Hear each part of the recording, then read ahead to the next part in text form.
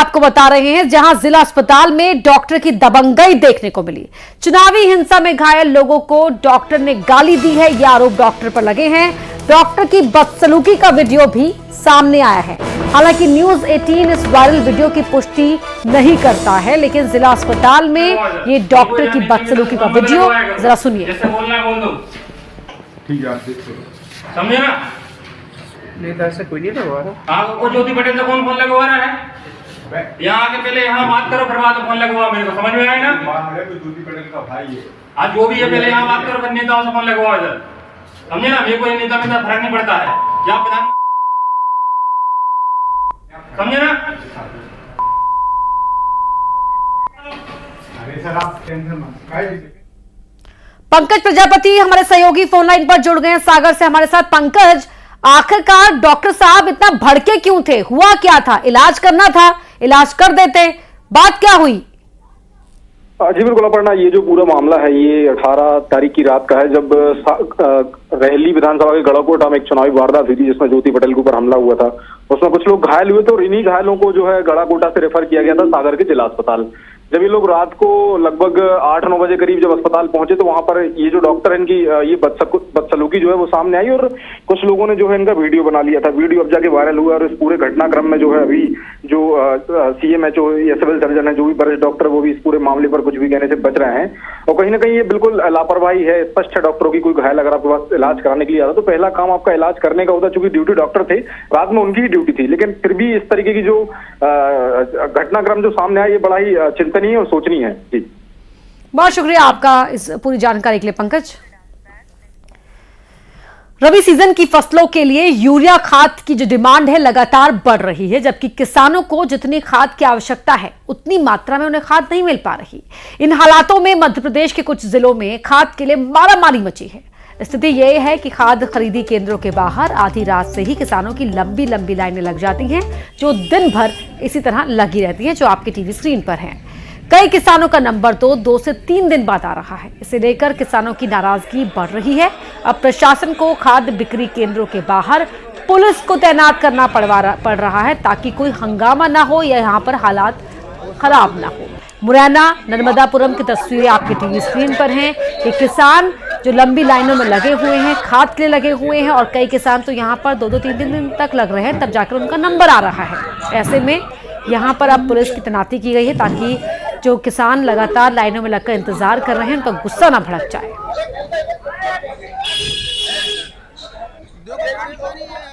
कल तो हम पूरे दिन भर टोकन के लिए लगे रहे और आज सुबह 8 बजे के आए, ना खाना खाया ना कुछ खाया, और टोकन जो मिले थे उन पे यहाँ पे नंबर लगाए गए, 1 से लेके और जितने टोकन थे उस हिसाब से। लेकिन सुबह से लेके अभी तक क्या नाम है 30 टोकन वो का जो है कटे हैं, ठीक है। और यहाँ पे फोन आ जाते हैं, कोई कूपन नहीं है, कोई कुछ नहीं है, अंदर उनके जमा हो जाते हैं पैसे। जैसे 10-20 लोगों के इकट्ठे हुए, विंडो बंद कर दी जाती है, अंदर उनके पर्ची कट जाती है, पैसे जमा हो जाते हैं, वो लोग खाद लेके जा रहे हैं। परेशानी सर बहुत धक्का मुक्की हो रही, बिल्कुल खाद ही नहीं मिल रहा है। क्या करें सर, कल का टोकन था आज भी नहीं मिल रहा है, कल भी नहीं मिला था, आज भी नंबर नहीं आ रहा है सर हमारा। देखिए लंबी लाइन इसलिए लगी है कि एक बार मान लीजिए 500 किसान आगे लेने, तो व्यवस्था बनाने के लिए लाइन तो लगानी ही पड़ेगी ना। खाद की कोई किल्लत नहीं है, खाद की पूर्ति हम कर रहे हैं। क्या है, कई बार ऐसा होता है निरंतर हमारा रैक आता जा रहा है। मान लीजिए हमने आज 800 टोकन बांट दिया, 800 में हमने 700 को आज हम दे पाए, तो निश्चित रूप से उनको हम दूसरे दिन बुलाएंगे। थोड़ा सा कोऑपरेट तो करना पड़ेगा, लेकिन खाद में हम कोई कमी नहीं रहने देंगे। इसी बीच मुरैना जिले में लगातार मिल रही है खाद की कालाबाजारी की शिकायतों को लेकर कलेक्टर अंकित अस्थाना के निर्देशन पर SDM और तहसीलदार ने शहर की प्राइवेट दुकानों का निरीक्षण किया। इस दौरान भूपेंद्र सिंह ने जीवाजी गंज स्थित राजेश ट्रेडिंग कंपनी और सेवा खाद भंडार दुकानों का निरीक्षण किया और इस संबंध में POS का भी रिकॉर्ड चेक किया।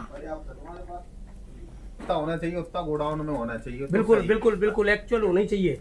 2-4 कट्टे की भले ही ऊपर नीचे हो जाता है, वो तो बीजे लगा हुआ है, DAP नहीं DAP और ये DAP है, ये वाली वो यूरिया है, वो यूरिया लगा हुआ है। पर्याप्त है तुम्हारे पास। उधर खाद की किल्लत की खबरों पर सियासत भी गर्मा गई है। कांग्रेस ने सरकार पर चुनाव मैनेजमेंट में लगे रहने और अन्नदाताओं की जरूरत पर ध्यान न देने का आरोप लगाया, तो वहीं बीजेपी ने पलटवार करते हुए कहा कि किसानों के हितों की हमेशा बीजेपी ने चिंता की है। कांग्रेस तो सिर्फ झूठे आरोप लगाने का काम करती है। तो वहीं भिंड में गहराया है खाद का संकट, और भिंड की खबर आपको दिखाएंगे जहां पर खाद का संकट गहराया। लेकिन उससे पहले रायगढ़ की बात कर लेते हैं, जहां महिला को झांसा देकर करोड़ों की ठगी करने का मामला सामने आया है। जूटमिल इलाके की रहने वाली एक महिला स्टार्टअप कंपनी में निवेश के नाम पर 1 करोड़ रुपए की ठगी का शिकार हो गई। ये दिखाएंगे आपको, लेकिन एक बार फिर से बात सबसे पहले खाद की कर लेते हैं, किस तरह से खाद की कमी हो रही है। होना चाहिए उतना गोडाउन में होना चाहिए। बिल्कुल बिल्कुल बिल्कुल एक्चुअल होना ही चाहिए। 2-4 कट्टे की भले ही ऊपर नीचे हो जाता है, वो तो बीजेपी लगा हुआ है, डीएपी है। और ये डीएपी है, ये वाली वो यूरिया है, वो यूरिया लगा हुआ है। पर्याप्त हमारे पास होना चाहिए उतना गोडाउन में होना चाहिए। बिल्कुल बिल्कुल बिल्कुल एक्चुअल होना ही चाहिए। 2-4 कट्टे की भले ही ऊपर नीचे हो जाता है, वो तो बीजेपी लगा हुआ है, डीएपी है। और ये डीएपी है, ये वाली वो यूरिया है, वो यूरिया लगा हुआ है। पर्याप्त हमारे पास होना चाहिए उतना गोडाउन में होना चाहिए। बिल्कुल बिल्कुल बिल्कुल एक्चुअल होना ही चाहिए। 2-4 कट्टे की भले ही ऊपर नीचे हो जाता है, वो तो बीजेपी लगा हुआ है, डीएपी है। और ये डीएपी है, ये वाली वो यूरिया है, वो यूरिया लगा हुआ है। पर्याप्त हमारे पास। तो मुरैना नर्मदापुरम भिंड की तस्वीरें आपके टीवी स्क्रीन पर हैं। जिस तरीके से लगातार यहां पर सीजन के बावजूद खाद की किल्लत यहां पर देखने को मिल रही है। रबी का सीजन है और यहां पर खाद की किल्लत के लिए किसानों को मारामारी करनी पड़ रही है, आधी रात से लाइन में लगने की मजबूरी है।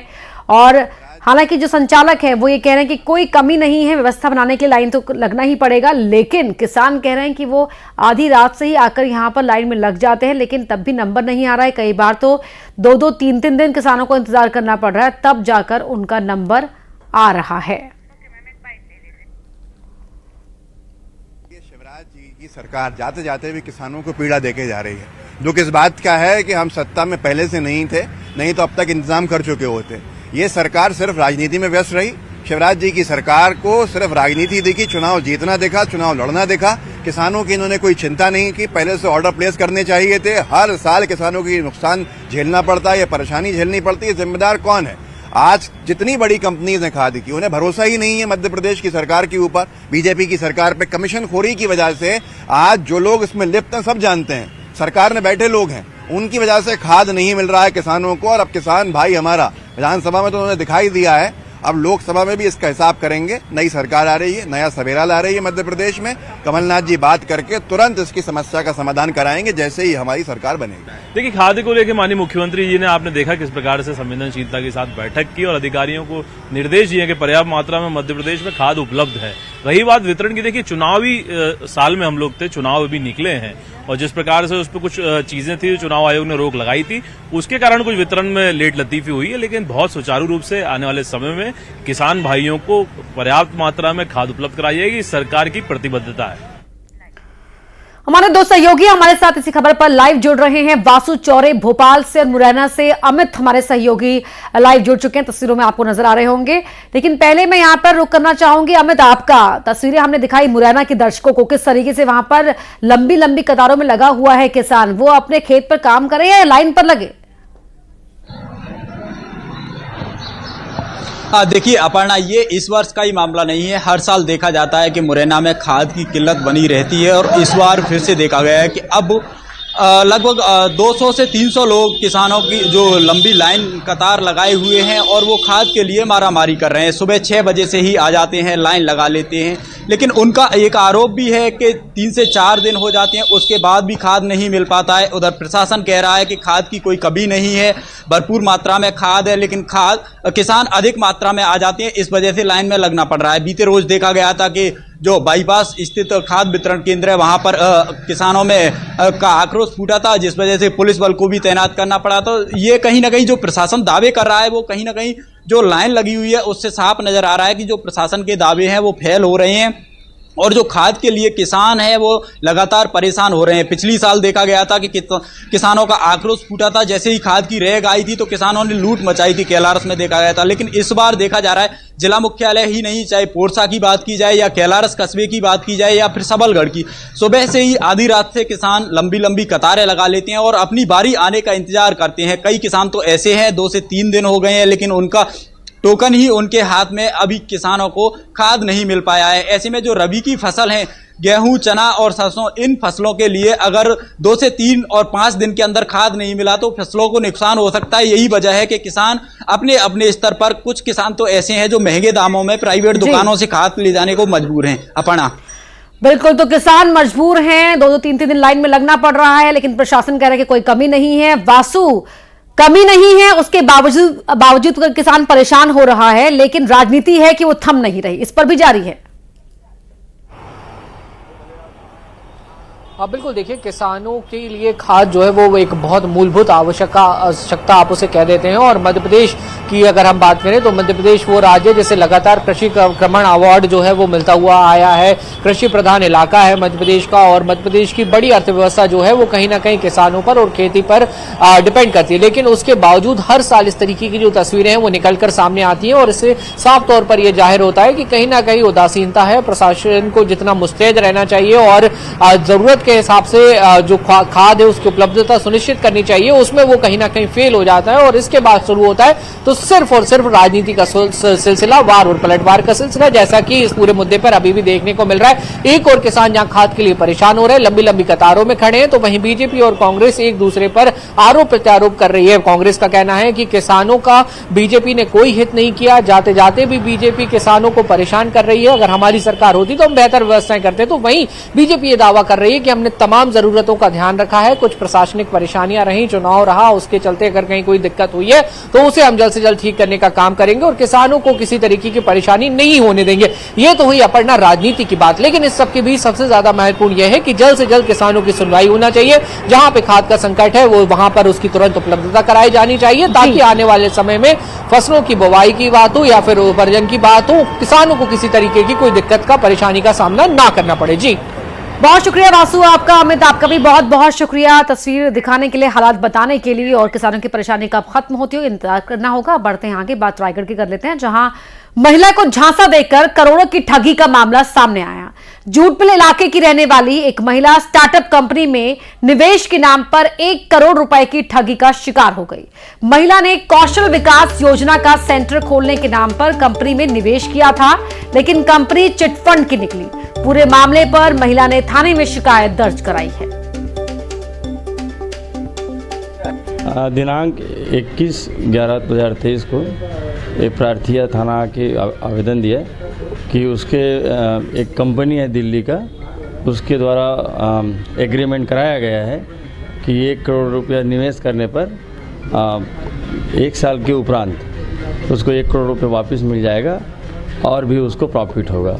के संबंध में एग्रीमेंट कंप्लीट होने के बाद उसके एग्रीमेंट अनुसार उसको पैसा वापस नहीं दिया गया, जिसके संबंध में उसने 420 का FIR पंजीबद्ध करवाया गया। पुलिस आगे का क्या कार्रवाई करने की? पुलिस रकम बड़ी है, पुलिस अपनी विवेचना कर रही है, प्रार्थियों से एवं अन्य गांवों से पूछताछ करके अग्रिम कार्रवाई की जाएगी। आज तुलसी विवाह यानी कि देवउठनी 11 है। आज से शुभ कार्यों की शुरुआत हो चुकी है। हमारे समाज में भी कुछ परिवार ऐसे हैं जो तुलसी विवाह की परंपरा को पूरे उत्सव के साथ मना रहे हैं। रतलाम में भी एक ऐसा ही परिवार है जिसने तुलसी विवाह के मौके पर विवाह की न केवल सारी रस्में निभाई बल्कि 1000 लोगों को भव्य दावत भी दी। ढोल की थाप पर थिरकते कदम, मन में उत्साह और जयकारों की गूंज।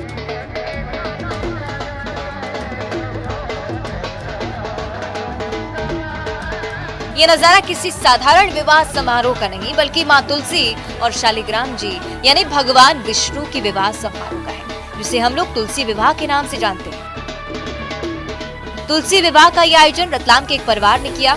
जी हाँ, रतलाम के मंगलम सिटी में रहने वाले शर्मा परिवार ने परंपरा को आगे बढ़ाया है। उन्होंने तुलसी विवाह को बाकायदा एक पूरे शादी समारोह की तरह आयोजित किया। बाकायदा घर घर पत्रिकाएं बांटी, गणेश पूजन, माताजी पूजन, मामेरा और बारात निकालने के साथ ही शुभ लग्न संपन्न हुआ। इतना ही नहीं, 500 से लेकर 1000 लोगों को भोजन भी कराया गया। इसे देखकर हर कोई वाह वाह कर रहा है। हमारे समाज में मान्यता ये भी है कि जिस घर में बेटी नहीं होती उससे घर में तुलसी विवाह का आयोजन किया जाए। इस परिवार को कन्यादान के बराबर ही खुशियाँ मिलती हैं।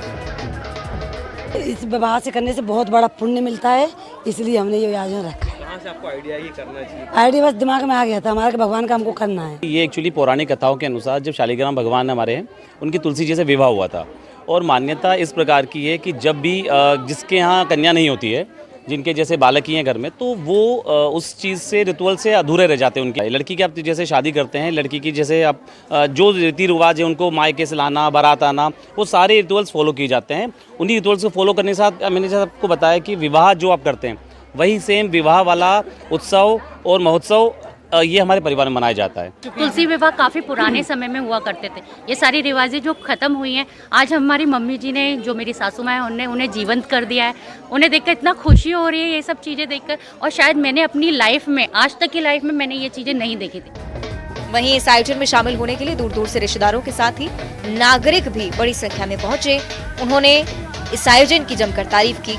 लोगों का कहना है कि ऐसे आयोजन हमारी परंपरा और संस्कृति को आज भी जीवित रखे हुए हैं। खासतौर पर युवाओं को इससे सीख लेनी चाहिए। गले मिलते हैं और उसी खुशी से उस त्यौहार को मनाते हैं। वैसे ही तुलसी विवाह का बहुत भव्य आयोजन हुआ है। मैं शर्मा परिवार को भी धन्यवाद देता हूं कि वे ऐसे आयोजन और हमारी कॉलोनी क्षेत्र में आसपास ऐसे आयोजन होते रहे, ताकि युवाओं में भी ये प्रेरणा मिल सके कि ये वास्तव में हमारी जो परंपराएं हैं वो कैसी परंपराएं और कैसे निर्वहन किया जाता है। बिल्कुल आप सही कह रहे हो। मैंने भी अपनी ज़िंदगी में इतना बड़ा कार्यक्रम पहली बार ही देखा है, इतना भव्य कार्यक्रम। मैं नई पीढ़ी के लिए यही संदेश देना चाहूँगी कि जो हमारी परंपराएं हैं उनका निर्वाह वो भी करें, क्योंकि सब कुछ तो ठीक है लेकिन नई पीढ़ी इन परंपराओं से दूर होती जा रही है। बहरहाल तुलसी विवाह एक ऐसी परंपरा है जिससे हमारे युवा अनभिज्ञ है। वर्तमान समय में ऐसे आयोजन न केवल हमारी युवा पीढ़ी को पुरानी परंपराओं और संस्कार से जोड़ते हैं, बल्कि इस परंपरा को आगे बढ़ाने का संदेश भी देते हैं। सुधीर जैन, न्यूज़ 18, रतलाम।